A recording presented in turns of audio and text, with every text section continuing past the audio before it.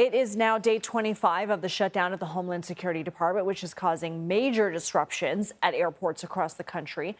Today was slightly less of a headache for travelers. More than 2,000 U.S. flights were delayed, according to flight tracking site FlightAware. On Saturday, that number was nearly 10,000. Democrats are demanding reforms to the department's immigration enforcement policies and have offered to fund all non-immigration related agencies. But Republicans in the White House say the entire standoff just needs to end. It is true that we are still far apart on the question of ICE. It is also true that there is no reason at all to hold TSA or the Coast Guard or FEMA hostage. Call your Democrat member of Congress and tell them to fund the Department of Homeland Security. That's what President Trump wants to do, and it's completely ridiculous that the American people are suffering. Let's bring in CBS News Homeland Security correspondent Nicole Sganga. So you have some new reporting on how the shutdown has affected airports. What are you learning?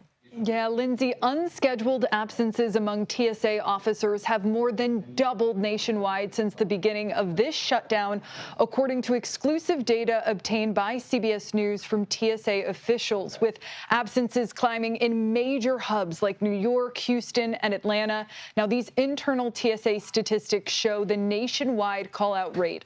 Unscheduled absences by frontline officers has climbed to an average of more than 6% during the shutdown, compared with roughly 2% before DHS funding lapsed. And absences peaked at nearly 9% nationwide on February 23rd.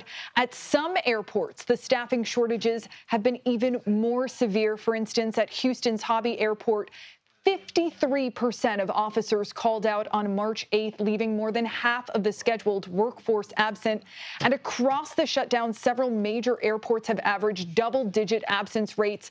JFK in New York, Atlanta, New Orleans, and Pittsburgh. The agency is also tracking operational hotspots, incidents where TSA officials say staffing shortages actually threaten security checkpoint operations. Houston recorded 44, New Orleans 35, Atlanta 32 during the shutdown, and nationwide the highest single-day total reached 87 hotspots just 2 days ago. Managers have had to consolidate checkpoints, reduce screening lanes, and all of this contributing to longer security lines. So TSA says more than 300 workers have left. They've said, I've had it.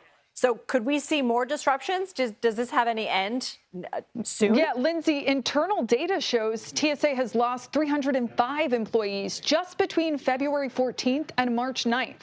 Departures officials warn are going to take months, if not years, to replace. Like after recruitment happens, training a new TSA officer typically takes 4 to 6 months before they can work independently at a checkpoint. Behind the scenes, DHS officials are warning that the longer this shutdown lasts, the greater the risk that more TSA officers quit, worsening staff shortages, turning this short-term crisis into something long-term. And all of this really points to an uphill battle for recruiting and retaining workers for one of the federal government's most visible frontline security jobs. Former TSA Administrator John Pistole told CBS News that after the 2018-2019 shutdown, TSA lost nearly 1,100 of its officers who resigned because they had to have income and they weren't being paid. And that's really the fear here, that the number will tick up after workers start to miss more and more paychecks.